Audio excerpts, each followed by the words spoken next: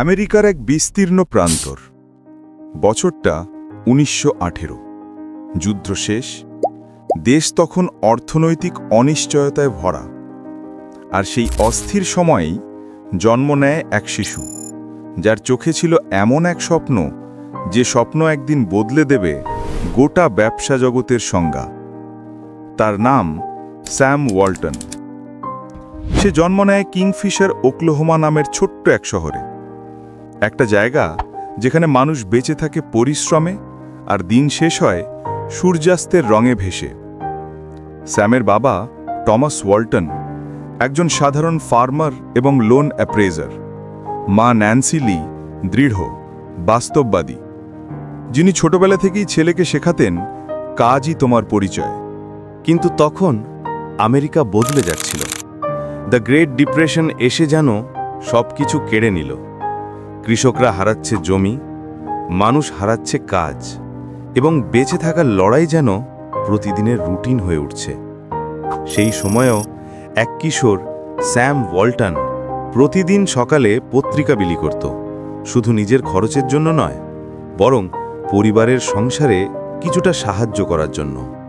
সে ছোটবেলাতেই বুঝেছিল, জীবন কাউকে কিছু উপহার দেয় না, সব কিছু অর্জন করতে হয় ধীরে ধীরে, প্রতিটি ঘামের ফোঁটায়।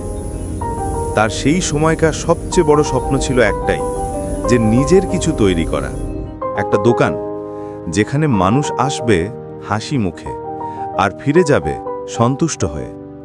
কিন্তু তখন তার পকেটে ছিল না টাকা, ছিল শুধু বিশ্বাস যে ছোট শহরের মানুষও বড় কাজ করতে পারে। স্যাম ওয়ালটন কখনো কোনো জাদু পাননি, তার ছিল শুধু পরিশ্রমের জাদু।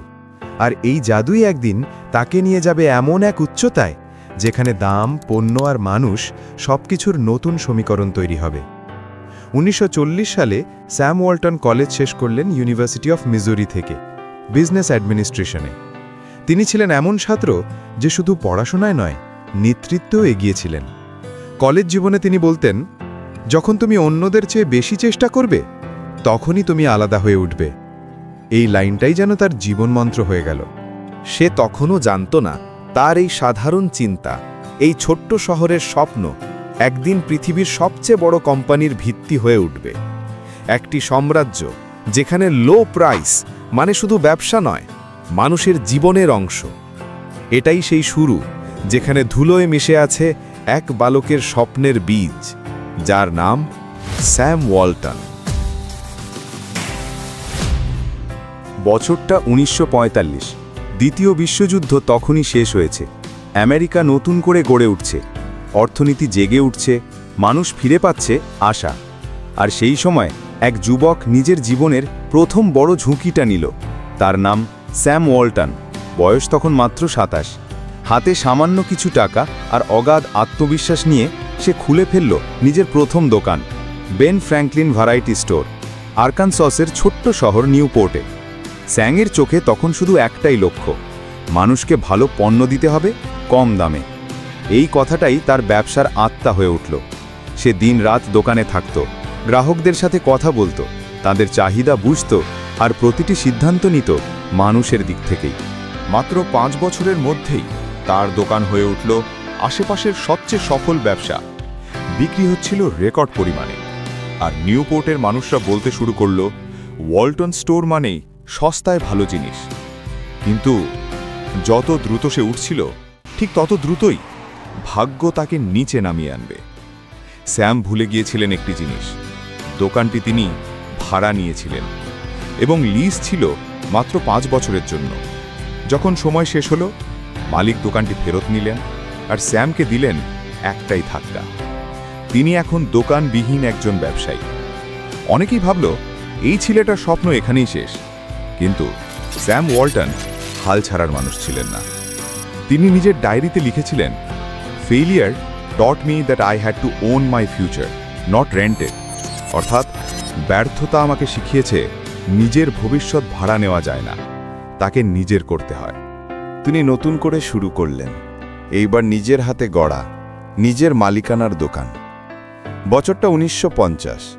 স্যাম আর তার স্ত্রী হেলেন ওয়ালটন একসাথে খুললেন নতুন দোকান। ওয়ালটনস 5 and 10, বেন্টেলভিল, অরকানসাসে। একটা ছোট্ট দোকান, কিন্তু সেখানে লুকিয়েছিল বিশাল এক বিপ্লবের বীজ। স্যাম বুঝতে পারলেন মানুষ চায় সাশ্রয়, কিন্তু তারা চায় বিশ্বাসও। তাই সে শুরু করল এমন এক ব্যবসা নীতি যা তখন কেউ ভাবতেও পারেনি।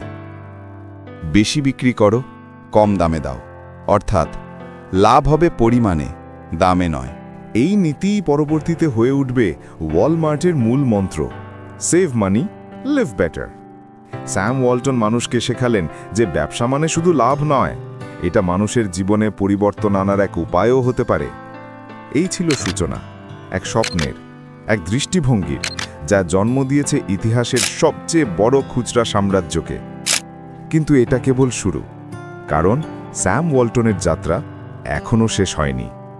তার পরবর্তী লক্ষ্য এক এমন দোকান তৈরি করা যেখানে প্রত্যেক আমেরিকান নিজেকে ধনী মনে করবে, যদিও তার পকেটে খুব বেশি টাকা না থাকে।